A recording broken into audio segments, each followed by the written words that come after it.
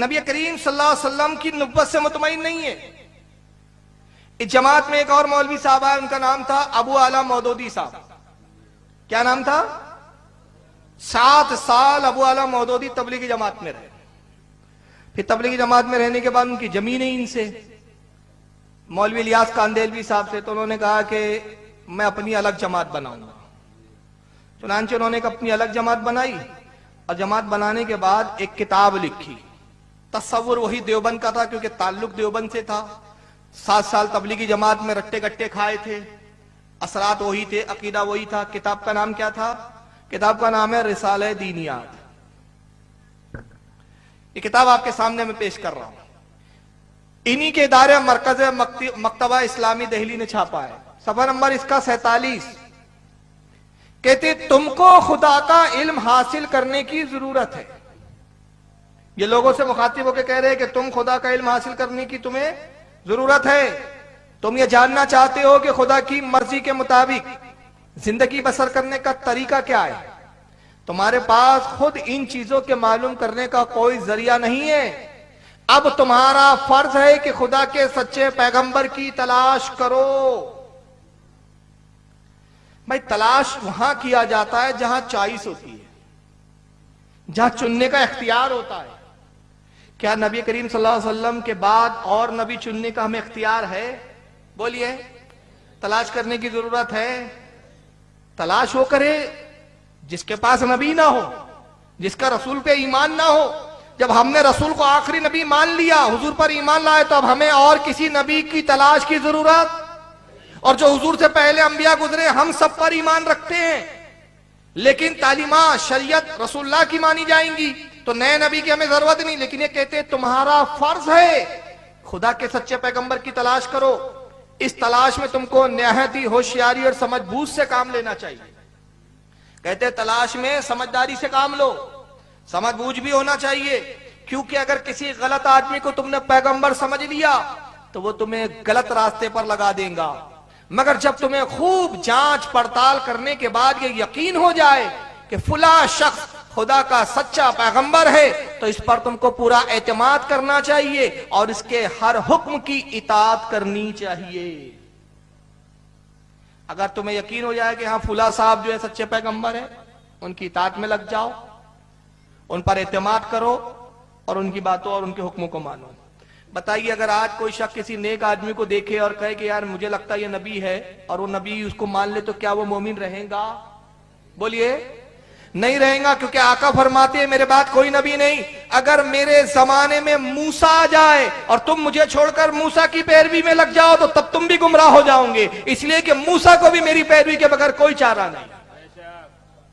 हज़रत ईसा मसीह आएंगे तो बहैसियत नबी नहीं आएंगे, बल्कि क्या कैसे आएंगे? वो बहैसियत उम्मती। अब मैंने 2 पहलू रखे हैं आपके सामने। पहले पहलू में कि रसूलुल्लाह के नबी होने से मुतमईन नहीं, हुजूर के आखिरी नबी होने से मुतमईन नहीं।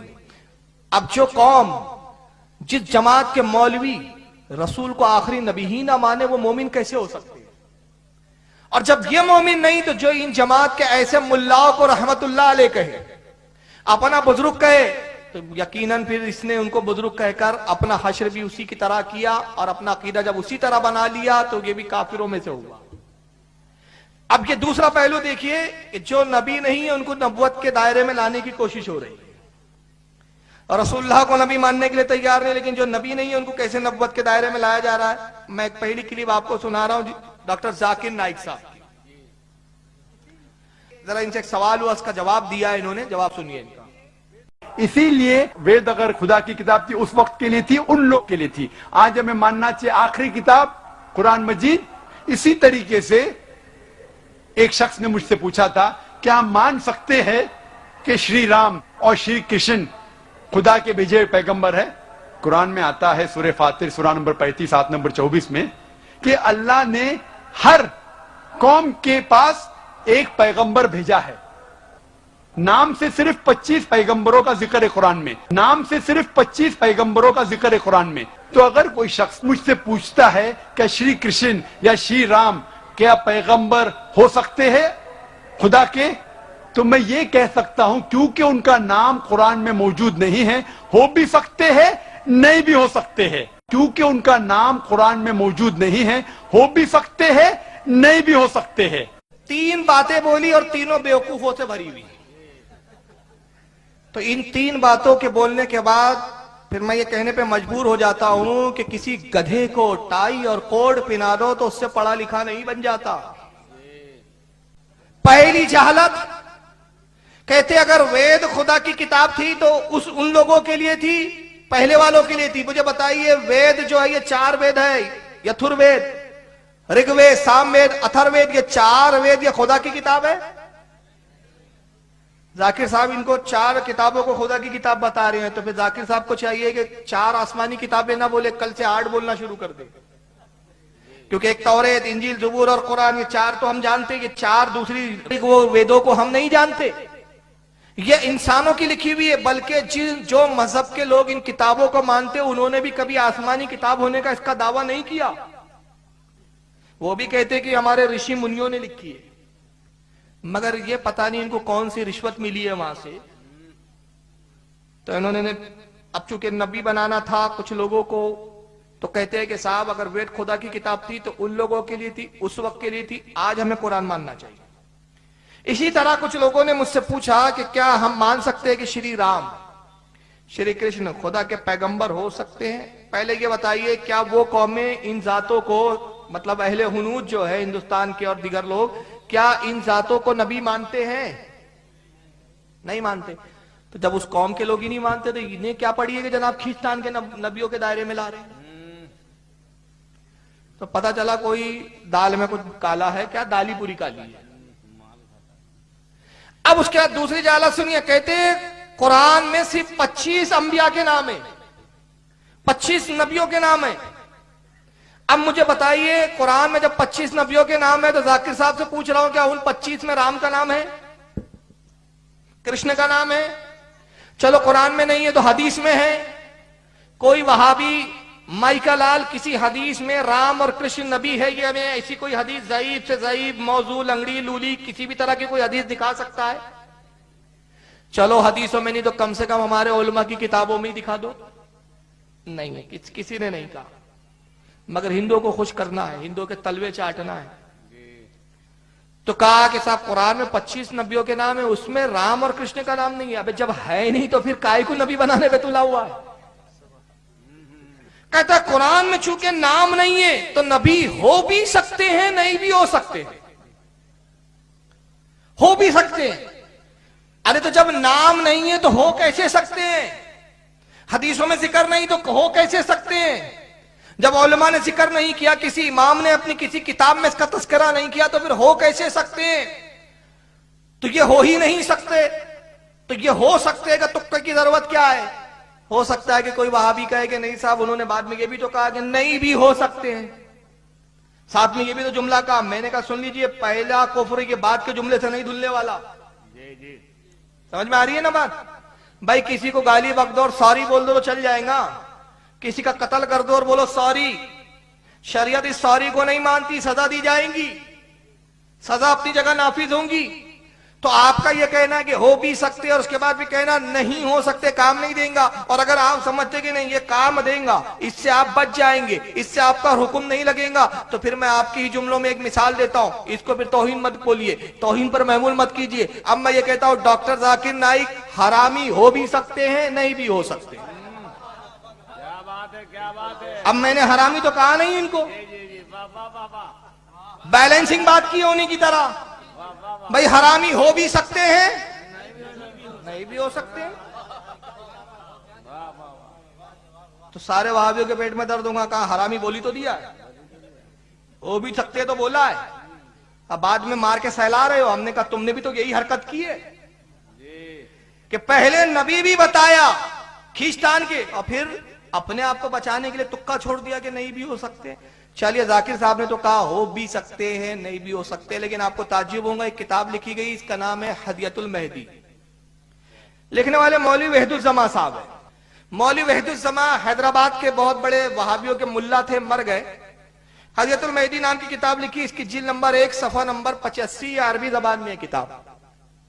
वैदुजमा कहते हैं वह अरफा बितवातिर बैना कौमो वला कुफारो अन्नहुम कानु अंबिया सुलहा। कहते हैं कि काफिरों में, मुशरिकों में हर जमाने में कुछ शख्सियतें मशहूर रही है। समझ में आ रही ना? गैरों में, काफिरों में कुछ जाते, कुछ शख्सियतें हर जमाने में तवातुर के साथ हर दौर में मशहूर रही है। अब वो जो भी उनके यहाँ जिस तरह से मशहूर रहे, कानू अंबिया सुलहा, लेकिन सही बात तो ये है कि ये सब अंबिया सालिहीन में से थे। काफिरों में जो शख्सियतें मशहूर रही उन्होंने जिस तरह से माना, लेकिन हकीकत है कि वो अंबिया थे। अब उनमें से कौन कौन से लोग थे, नाम लिखते शुरू किया उन्होंने, बाकायदा नाम लिख रहे, का रामचंद्र, जैसे कि रामचंद्र, व लक्ष्मण, व किशन जी, बैनल हुनू, जैसे कि हिंदुओं के अंदर राम, कृष्ण, लक्ष्मण हुए। हकीकत तो यह है कि ये अंबिया सालिहीन में से थे, ये नेक नबी थे। वह जुरातुस्ता बैनल फारस, जुरातुस्त फारस के अंदर हुआ है, ये एक फिलासफर था फारस के अंदर, फारस कहते हैं ईरान को, ईरान में जुरातुस्त हुआ है। वह बुद्धा बैना हिलिस्तीन व जापान, जैसे कि चीन के अंदर और जापान में, और गौतम बुद्ध, ये जो हुए हैं, हकीकत ये कि ये भी अंबिया सालिहीन में से है। गौतम बुद्ध को भी नबी माना। और उसके बाद आगे और कहते हैं कि वह सुकरात व फीसा गौरसा बैना अहलल यूनान, कहते फीसा गौरस और सुकरात जो यूनानियों में हुए, ये भी अंबिया सालिहीन में से है। तो राम नबी है, लक्ष्मण नबी है, कृष्ण नबी है, और उसके बाद ये बौद्ध नबी है, फीसा गौरस नबी है, सुकरात नबी है, जुरातुश नबी है, कनाफ्यूस नबी है, ये बौद्ध, गौतम बुद्ध नबी है। सारे इन नबियों के नाम लेने के बाद अब क्या लिखा है, जरा मजेदार बात सुनिए। कहते हैं बल युजबो अलैना अन तक़ूलु आमन्ना बिजमी अंबियाई व रसूलिही ला नुफर्रिकु बैना मिनहुम व नहनु लहु मुस्लिमून। कहते हैं कि हम पर वाजिब है कि हम इन तमाम नबियों पर ईमान लाए। बल युजबो, बल्कि हम पर वाजिब है, अन तक़ूलु, कि हम ये इकरार करें, हम ये कहे, आमन्ना बेजमी अंबिया व रसूल, इन तमाम रसूलों पर, इन तमाम नबियों पर हम ईमान लाते, राम पर हम ईमान लाते, लक्ष्मण पर, कृष्ण पर, सब पर ईमान लाते, और नबी होने में हम इनमें कोई फर्क नहीं करते। जैसे रसूलुल्लाह को नबी मानते वैसे कृष्ण को भी नबी मानते, जैसे हम रसूलुल्लाह को नबी मानते वैसे राम को भी नबी मानते, जैसे हम रसूलुल्लाह को नबी मानते वैसे लक्ष्मण को भी हम नबी मानते। तो फिर इनसे कहिए कि आप इतना खींचतान छोड़िए, कल से अपनी किताबों में और अपने वाज में रामायण का दर्स देना शुरू कर दीजिए, महाभारत सुनाइए, गीता का प्रवचन दीजिए, और जब भी इनका नाम आए तो कहिए राम अलैहिस्सलाम, लक्ष्मण अलैहिस्सलाम, कृष्ण अलैहिस्सलाम। जब नबी माना है तो अलैहिस्सलाम भी तो बोलो। अब आप मुसलमानों सोचो कि इनकी किताबों में क्या है, इनकी जबानों में क्या है, इनकी बोलियों में क्या है। हो सकता है कि आप सोच रहे होंगे भाई किताब दिखा रहे, पता नहीं छपी है कि नहीं छपी है, क्योंकि फिर शैतान ऐसे टाइम वसवसे डालता है, डालता है कि नहीं। अरे पता नहीं यार, सुन्नी मौलाना ऐसी बात बताते जो हमने सुनी ही नहीं। हम कहते बात तो सही है, तुमने सुनी कहाँ है, सुन लेते तो वहाबियों की तरफ जाते क्यों? तुम जाते इसलिए हो कि ये धोखा देता है, इसके हाथी के दांत खाने के और दिखाने के और होते हैं। ये देवबंदियों का जो अभी उलमा की सबसे बड़ी संस्था है इनकी, जिसका नाम है जमयते उलमाए हिंद, उसके सदर है, उसके प्रेसिडेंट है, जिंदा है, मरे नहीं है, यूपी में रहते हैं। कोई भी जाके इनसे मिल सकता है और इनका गिरेबान पकड़ के पूछे कि मौलवी साहब ये जो बकवास आपने की है किस आधार पर, किस बुनियाद पर की है, क्या बकवास की, जरा सुनिए उसी के मुंह से। कि आपके लिए तो हिंदू काफिर है, यानी मुसलमानों के लिए हिंदू काफिर है, तो इस बात का जवाब आप पहले भी दे चुके हैं। इसका एक सही तरीके से और भी बार बार शायद बताए जाने की जरूरत है कि ये हिंदू काफिर है कि नहीं है, क्या है ये चीज, जरा इसको क्लियर कीजिए। जो जहां काफिर का लफ्ज इस्तेमाल हुआ है वो उसके लिए है जो लड़ने वाला हो। एक अहले किताब होते हैं, मुशरिक होते हैं, काफिर होते हैं, मुसलमान होते हैं, मुनाफिक होते हैं, 4-5-6 टर्मिनोलॉजी अलग अलग इस्तेमाल हुई। तो अगर किसी को ऐसा लगता है कि वो इनको, हिंदुओं को या जो भी नन मुस्लिम है उसको काफिर बताएं, ये गलत है बिल्कुल। उसमें तो ये कहा गया है कि शिव है अहले किताब है, नियरेस्ट जो है वो अहले किताब है।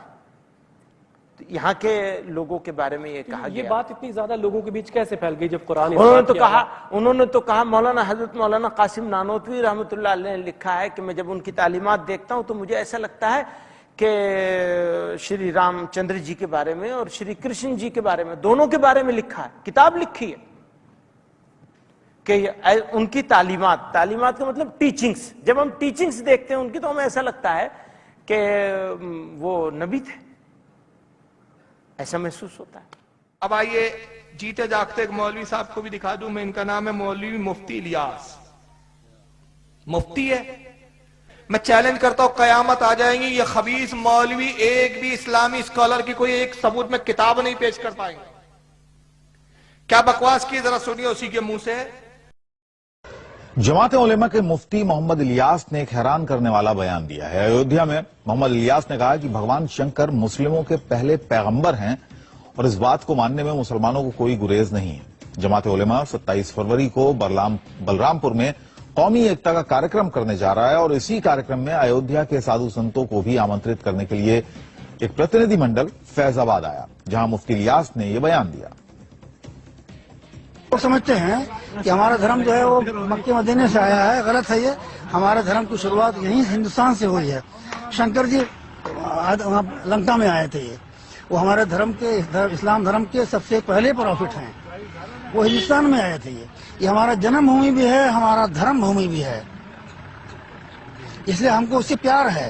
सारे जहाँ से अच्छा है दोस्ता हमारा, हर मानव जो है हमारा भाई है। शंकर और पार्वती भेदभाव दूर हो, शंकर और पार्वती, हाँ शंकर जी हमारे बाप हैं, शंकर कहिए, चाहे उनको आदम कहिए, चाहे मनु कहिए, लेकिन एक वास्तविकता है और इसको दृढ़ विश्वास से कहा जा सकता है। इस पर शब्दों में कह रहा हूं मैं कि इसमें कोई शंका नहीं है और कोई शंका नहीं कर सकता है कि एक नर और नारी से मानव मात्र को ईश्वर ने पैदा किया है।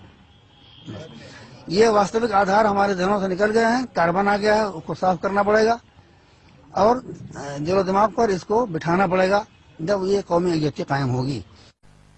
जुमले सुनो, लोग समझते हैं कि हमारा मजहब हमारा धर्म मक्का मदीने वाला है, गलत है। हमारे धर्म की शुरुआत हिंदुस्तान से हुई। हमारे सबसे पहले पैगंबर कौन है? शंकर भगवान, वो लंका में आए थे। मुझे बताइए हमारे धर्म के पहले पैगंबर आदम अलैहिस्सलाम है कि शंकर है? आदम अलैहिस्सलाम है ना, मगर नहीं, ये शंकर साहब कह रहे हैं, शंकर को बता रहा है। और दूसरा सवाल मैं आपसे पूछ रहा हूं, बताइए आपका मजहब मक्का और मदीने वाला है कि हिंदुस्तान का शंकर वाला है? अब देखिए बात वाज़ेह हो गई, आपने इकरार किया, मैं भी इकरार कर रहा हूं, उलमा को भी इकरार है, हमारा मजहब मदीने वाला, हमारा मजहब मक्के वाला। इसलिए हम रहते हिंदुस्तान में, हिंदुस्तान से मोहब्बत जरूर करते हैं। क्यों? ख्वाजा ने इससे मोहब्बत की है, रसूल ने इससे मोहब्बत की है, मोहब्बत हिंदुस्तान से, लेकिन मरने की तमन्ना हम मदीने में करते हैं। तो मदीने और मक्का वाला हमारा मजहब, ये हमारा इकरार, और इनका इकरार नहीं, हमारा मजहब मक्का मदीने वाला नहीं। तो अब तो झगड़ा खत्म हो गया ना, लाइन ऑफ डेमोन्स्ट्रेशन तो खुद इन्होंने ही खींच दी ना कि हमारा मजहब और है, इनका मजहब। तो अब इनके पीछे कैसे नमाज होंगी? भाई आदम को जो नबी माने उस इमाम के पीछे नमाज पढ़ोगे कि जो शंकर को नबी माने उसके पीछे नमाज पढ़ोगे? कार्बन आ गया है, तो कार्बन सुन्नियों के दिमाग पे नहीं जनाब, वहाबी जी आपकी खोपड़ी में आ गया है। कार्बन आ गया, इसको साफ करना पड़ेगा। आप शंकर कहिए या आदम कहिए, एक ही बात है। बताइए शंकर और आदम में फर्क है या नहीं? क्या किसी कुरान की किसी आयत में आदम अलैहिस्सलाम को शंकर कहा गया? किसी हदीस में आया? अरे कुरान सूरह बकरा पारा नंबर 1 में कहता है व इस काला रब्बुका लिल मलाइकती इन्नी जाइलुन फिल अर्द खलीफा। ऐ हबीब याद करो जब तुम्हारे रब ने फरिश्तों से कहा मैं जमीन पर अपना खलीफा पैदा करने वाला हूं, तो ये जमीन पर जिस खलीफा को भेजा गया ये शंकर थे क्या आदम अलैहिस्सलाम थे? कुरान दूसरे मकाम पे कहता है सूरह बकरा आयत नंबर 34 में वइस्कुल्ला लिल मलाइकति इसजुदू li आदमा फसजदू इल्ला इब्लीसा अबा वस्तकबरा व काना मिनल काफिरीन। ऐ हबीब याद करो उस वक्त को जब आपके रब ने फरिश्तों से कहा तुम सब के सब आदम को सजदा करो। किसी हदीस में पढ़ा गया कि हुजूर ने कहा नहीं शंकर को सजदा हुआ था? नहीं है। तो शंकर इसके बाप हो गए, तो पार्वती अम्मी हो गई, गणपति इसके भाई हो गए। अब फैमिली देखो कैसी है। तो आपको किस फैमिली में जाना है? हसन और हुसैन वाली फैमिली में, मुस्तफा की फैमिली में, कि ये वाली फैमिली में? कहां जाना है आपको? फैसला कर लो आप। क्या उस फैमिली में जाना है जिसके बारे में इमाम ने कहा तेरी नस्ले पाक में है बच्चा बच्चा नूर का, तू है आईने नूर, तेरा सारा घराना नूर का। नारे तकबीर, नारे रिसालत, दयारे हबीब कॉन्फ्रेंस, कुरई का सुन्नी मुसलमान। कौन सी फैमिली में जाना है? इन्होंने तो अपनी फैमिली, अपना खानदान बता दिया कि अब्बा शंकर है, अम्मी पार्वती है, भाई गणपति है। और यही वजह है कि इन्हें ये नाम बड़ा पसंद है, देवबंद। जब देवों को मानोगे तो देवबंदी हो जाएगा ना। इनके मदरसों में देवबंद, इनके दिलों में देवबंद, इनके घरों में देवबंद।